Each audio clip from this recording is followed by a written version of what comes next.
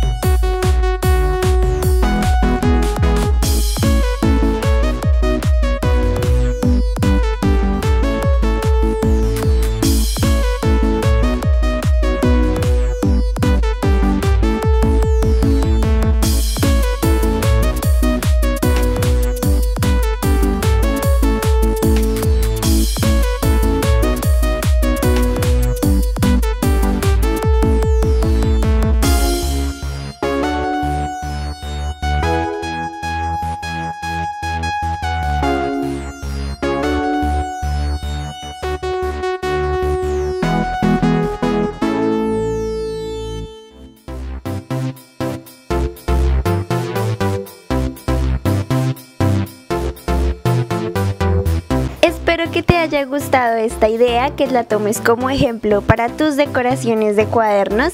Y si quieres ver más videos, recuerda suscribirte a mi canal oprimiendo el botoncito donde dice suscribirse y activando la campana de notificaciones para que no te pierdas de ningún video.